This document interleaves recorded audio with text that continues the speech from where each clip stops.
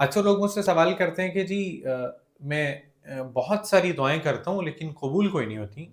आज से तकरीबन कोई 1300 साल पहले वो दुआओं को कबूल होने के बेसिकली 3 तरीके हैं। अस्सलाम वालेकुम व रहमतुल्लाहि व बरकातुहू। उम्मीद है आप बखैरियत होंगे। अल्लाह जल्ल शानो आपको अपने हिफ्ज़-ओ-मा में रखें। अल्लाह आपको आपके बड़ों की दुआओं में शामिल हाल रखें। अक्सर लोग मुझसे सवाल करते हैं कि जी मैं बहुत सारी दुआएँ करता हूँ लेकिन कबूल कोई नहीं होती। आज हम एक ऐसी हकीकत को समझेंगे जो शायद आपकी पूरी मेंटालिटी को, आपकी सोच को बदल डाले। ये आज की वीडियो इस हवाले से बहुत इम्पोर्टेंट है। मैं मज़ीद बात करने से पहले आपको एक किस्सा सुनाता हूँ। आज से तकरीबन कोई 1300 साल पहले मस्जिद हराम में एक नबीना शख्स गिलाफ़ काबा को पकड़ करके रो-रो कर के दुआएँ माँग रहा है, या अल्लाह मेरी बिनाई वापस कर दे, मेरी बिनाई वापस कर दे। उस वक़्त एक बड़ा सख्त हुक्मरान हज्जाज बिन यूसुफ़ मौजूद था। उसने उस शख्स को बुलाया और पूछा कि कितने अरसे से तुम्हारी नज़र नहीं है? उसने कहा जी 20 साल हो गए हैं। कि जी अभी पहले दिन दुआ माँगने के लिए आए हो? उसने कहा नहीं, मैं तो 20 साल से दुआ माँग रहा हूँ। ये सुनकर हज्जाज बिन यूसुफ़ ने कहा कि मैं तुम्हें 3 दिन का मौका देता हूँ कि अगर इन 3 दिनों के अंदर तुम्हारी बिनाई वापस ना आई तो मैं तुम्हें कत्ल कर दूँगा। अब ज़रा ये सोचें कि उस शख्स पर वो 3 दिन कैसे गुज़रे होंगे। लेकिन जब वो 3 दिन गुज़रने के बाद जब हज्जाज बिन यूसुफ़ वापस आया तो हैरान रह गया, उस शख्स की बिनाई वापस आ चुकी थी। उसने पूछा कि तुमने क्या किया? उसने जवाब दिया कि मैं पहले कभी इस तरह गिड़गिड़ा कर माँगा नहीं था। मैं रोते हुए गिड़गिड़ा कर के पूरी आजिज़ी के साथ अल्लाह जल्ल शानो से मैंने अभी माँगना शुरू कर दिया, तो मेरे रब ने मुझे अता कर दिया। अब यहाँ पे क्वेश्चन ये पैदा होता है कि हम तो दुआएँ करते हैं ना जुमा की नमाज़ में, अपनी ज़िंदगी में और मुश्किल में। नमाज़ में हमारी दुआएँ कैसे होती हैं? अल्लाहुम्मा सल्लि व सल्लिम, हाथ इधर हैं, नज़रें हमारी किताब पर हैं, ख़यालात हमारे जनाब पर हैं। दुआएँ हम इधर माँग रहे हैं लेकिन ख़यालात अपनी दुकान में, मकान में, कारख़ाने में, उन्हीं जगहों पर छोड़ कर के आ गए। और हाथ हमारे यूँ सामने अल्लाह जल्ल शानो के सामने उठे हुए हैं और हम देख ये रहे हैं कि इस सफ़ में कौन आ चुका है, उस सफ़ में कौन है और मेरी पिछली सफ़ में कौन आज रह गया, अगली सफ़ के क्या मामलात हैं। तो हाथ इधर चल रहे हैं, ज़ुबान वही पुरानी फ़र्ज़ी बातों को रिपीट कर रही है और नज़रें कहीं और फिर रही हैं। इमेजिन कि आप किसी को कहते हैं एक्सक्यूज़ मी, मैं फॉर एग्ज़ाम्पल अभी आप मुझे देख रहे हैं, तो इस टाइम में आपका ध्यान सिर्फ़ मेरी तरफ है, किसी और तरफ नहीं है। जब आप किसी से बात करते हैं तो आप भी यही इमेजिन करते हैं कि भाई मेरी बात सुनो, मैं तुमसे बात कर रहा हूँ, तुम उधर क्यों देख रहे हो?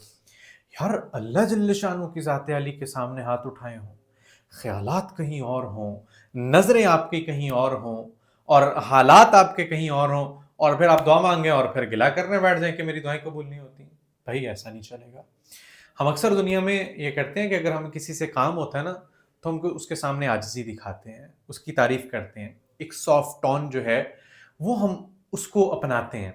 लेकिन जब अल्लाह जल्ल शानो से बात होती है, तो हम वहाँ आजिज़ी नहीं दिखा रहे। हालाँकि अल्लाह जल्ल शानो खुद फरमा रहे हैं कि तुम मुझसे माँगो, मैं तुम्हें अता करूँगा। सूरह बकरा के अंदर अल्लाह जल्ल शानो ने बड़ा खूबसूरत तरीके से फरमाया, वइज़ा सअलका इबादी अन्नी फ़इन्नी क़रीब।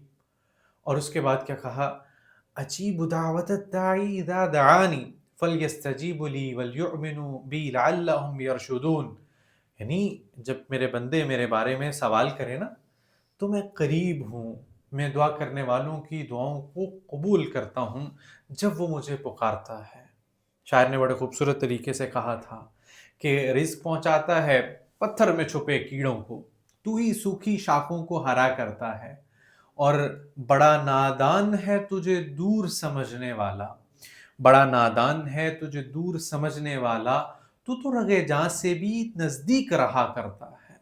मेरा रब जो इतना करीब हो, उसको हम कह रहे हैं कि दुआएँ कबूल नहीं होती।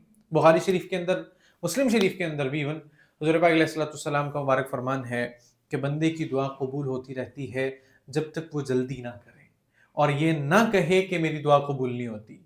को जब वो अल्लाह जल्ल शानो से जिस तरीके की उम्मीद लगा कर के बैठा है, मेरा रब उसकी उस उम्मीद के बक़दर जो है वो इसके साथ मामलात करता रहता है। यहाँ पर आपकी जो दुआएँ हैं, वो दुआओं को कबूल होने के बेसिकली 3 तरीके हैं। नंबर 1 कि उसी वक़्त قبول ہو جائے فوری طور پہ. آپ نے جو مانگا اللہ جل شانہ نے ایکسیپٹ کر لیا, آپ کی جو ریکوائرمنٹ تھی اللہ نے پوری کر دی. نمبر 1. نمبر 2 کیا ہوا کہ آپ کی مصیبت دور کر دی جاتی ہے, آپ کی اس دعا کی وجہ سے کو بہت بڑی پریشانی اللہ جل شانہ اس کے بدلے میں آپ سے ٹال دیتے. اور نمبر 3 جو میرا خیال ہے سب سے زیادہ قیمتی, وہ ذخیرہ آخرت ہے. آپ کی اس دعا کا اجر جو ہے وہ لکھ لیا جاتا ہے, قیامت کے دن اس کا اجر دیا جائے گا.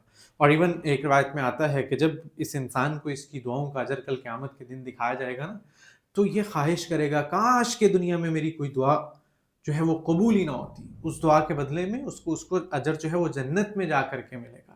مطلب کہ آپ کی کوئی دعا جو ہے وہ ضائع نہیں ہو رہی.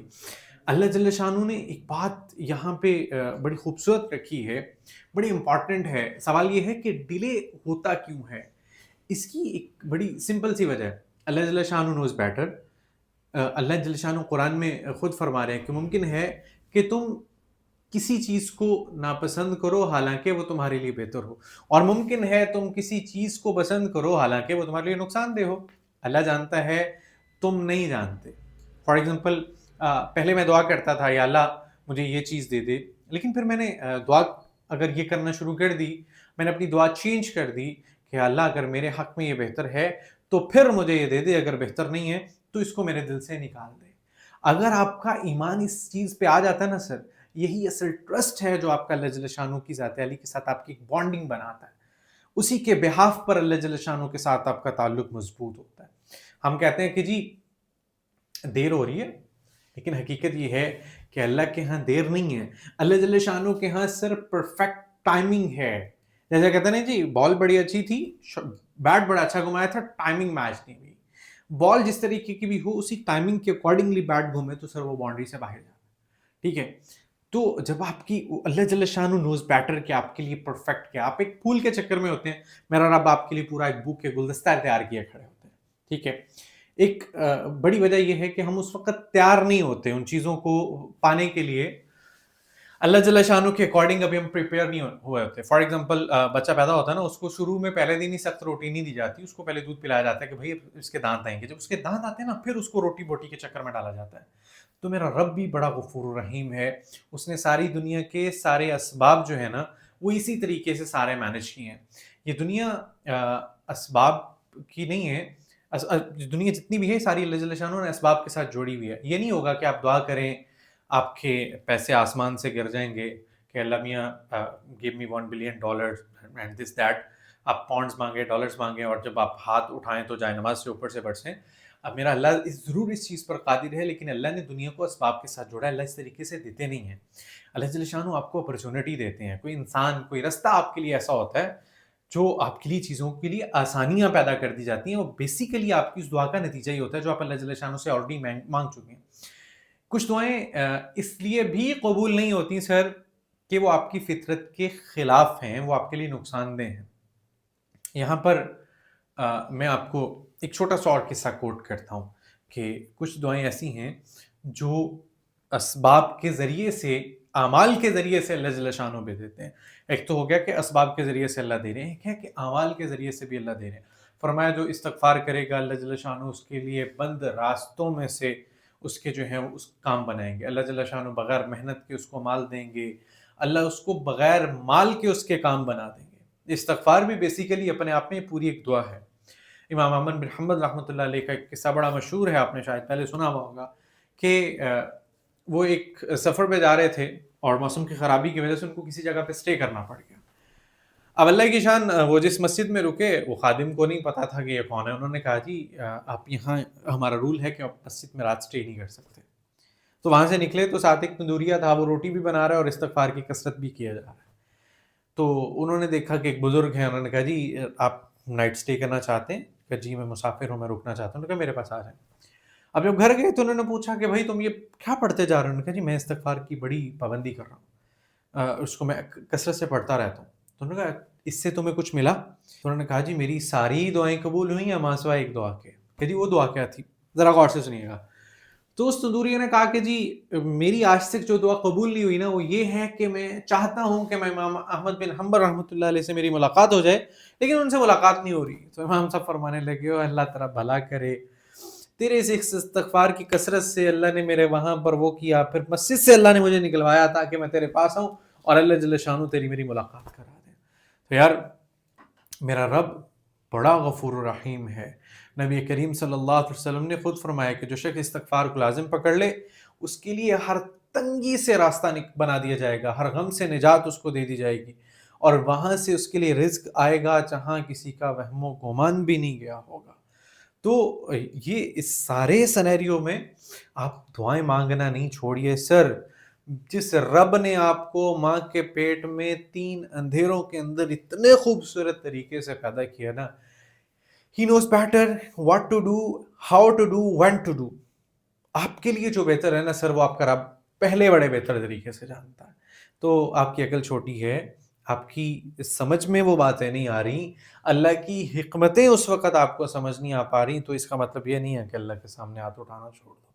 اور یاد رکھیے گا، فرمایا جو خوشی کے دنوں میں دعائیں مانگتے ہیں نا، تو جب خدا نخواستہ اس پر کبھی حالات آ جائیں تو اس کے غم کے دنوں کی دعائیں زیادہ جلدی قبول ہوتی ہیں۔ فرشتے اللہ جل شانہ سے اس وقت دعا کرتے ہیں کہ اللہ یہ آواز بڑی جانی پہچانی سی ہے، یہ تو جب اس کے سکھ کے دن تھے یہ تب بھی تیرا بندہ تھا، تب بھی تیرا شکر ادا کرنے کے لیے تیرے سامنے بیٹھا ہوا تھا، تو آج اگر اس پر حالات آ گئے ہیں تو اس کی دعاؤں کو جلدی آمین جو ہے اس کو قبول فرما لیجیے۔ وہ آپ کی دعاؤں پر آمین کہتے ہیں۔ اس لیے سر صبر کیجئے، اپنے آپ کو تیار کیجئے کہ جو اللہ جل شانہ کی بلیسنگز ہیں اب اس کے قابل ہو جائیں۔ اور تیسرے نمبر پہ یہ ہے کہ آپ استغفار کی کثرت کرتے رہیے تاکہ آپ کی جتنی بھی دعائیں ہیں وہ قبول ہوتی رہیں۔ اگر آپ کی کوئی ایسی دعا جو آپ کی خواہش ہے کہ قبول ہو جائے اور ابھی تک وہ نہیں ہوئی، تو یہاں سر نیچے لکھیے، کیا پتا کوئی دوسرا آپ کی اس بات پر آمین کہہ دے اور اللہ جل شانہ کے ہاں وہ قبول ہو جائے۔ میں یہاں پر ایک آخر میں چھوٹی سی بات ایک عرض کرتا چلوں کہ دعا مانگنے کا چھوٹا جو طریقہ ہے نا، اس میں آپ سب سے پہلے درود پاک پڑھیں، پھر اس کے بعد سورہ فاتحہ پڑھیں، پھر عربی میں آپ کو جتنی دعائیں آتی ہیں وہ ساری پڑھیں، ٹھیک ہے؟ اس میں ربی جعلنی آ گئی، ربنا آتنا فی الدنیا حسنہ آ گئی، ٹھیک ہے؟ جتنی بھی آپ کو قصہ مختصر عربی میں دعائیں آتی ہیں ساری پڑھیں، پھر اپنی آپ کی جو زبان ہے، آپ اردو میں، پنجابی میں، سرائکی میں، پشتو میں، انگلش میں اللہ جل شانہ کی تعریف کرنا شروع کریں جو آپ کر سکتے ہیں۔ اللہ تو بڑا غفور و رحیم ہے، اللہ تو بادشاہوں کا بادشاہ ہے، اللہ تو شہنشاہوں کا شہنشاہ ہے، اے اللہ عرش فرش کرسی ہر چیز کو تو نے بنایا۔